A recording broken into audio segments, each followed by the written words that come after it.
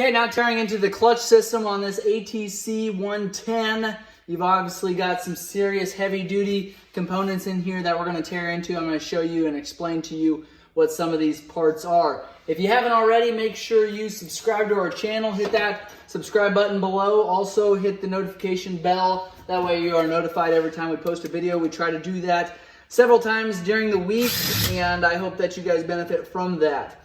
We're going to pull the clutch cover off, and that is going to be the right-hand cover on your ATC110. We've got a mess of bolts going around the outside of this cover. We've already loosened these up with the impact driver just to save a little bit of time.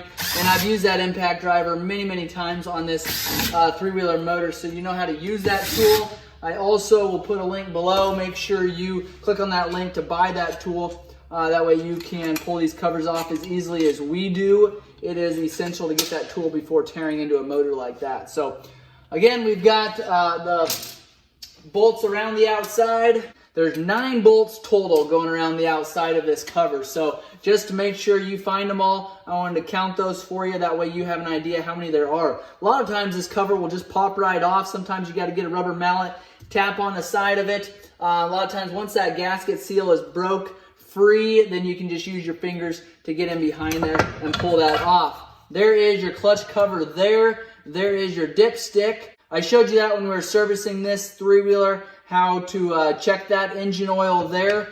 Also, underneath of this black cover is your clutch adjust. You can see there is a plate. That's how you adjust your clutch there. Underneath this cover is a adjustment screw. Right there, you got a 14mm bolt, and then you can go ahead and loosen that 14mm lock nut, tighten or loosen your clutch depending on what your three-wheeler is needing there, and then snug that lock nut back up. If you got more questions on that, comment below. I'll try to post a separate video of doing that procedure. Make sure you subscribe to our channel, hit that notification bell so you know exactly when we get that video uploaded.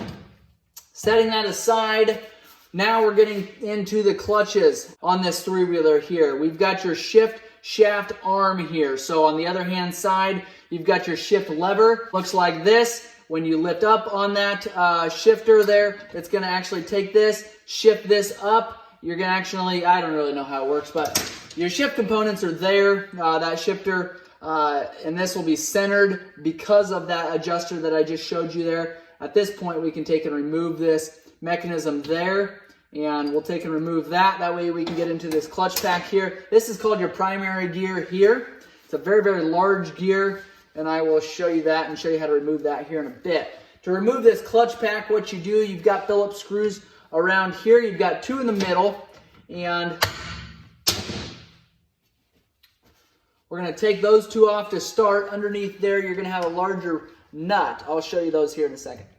We've got a smaller tip on our impact driver here that will allow us to get in here and loosen up these bolts. Remove these. They're a tapered screw, a tapered bolt there, so it centers this plate exactly where it needs to be, and it sits down inside this plate here. So we've got this plate. We're going to go ahead and pull this off. You can use a small rubber hammer, and then carefully get in behind there. You can sometimes use your fingernails, sometimes use a soft something. Just pry that off of there. You've got another gasket here. Underneath there, you've got a spanner nut. I'm going to show you how to remove that. There is a special tool that you can use that I would suggest using, but I'm not actually going to use one. Underneath of that cover is a spanner nut. Take and bend some tabs down there. That'll allow you to loosen up this nut. If you don't take and bend those tabs down, you're not going to be able to loosen that up. Next thing you can do, grab a punch or a Phillips screwdriver there. Where does it go? Once you get your spanner nut loosened up there, you can take a pair of needle nose pliers, shove it in those grooves there, and just turn to loosen that up. Then eventually it'll get finger tight. You can just go ahead and remove that completely. If you bang this nut up, if you've used a hammer and chisel and a screwdriver, you will want to replace that. Do not reuse that nut there. I will also put a link below to the correct tool, to which we didn't have at this moment.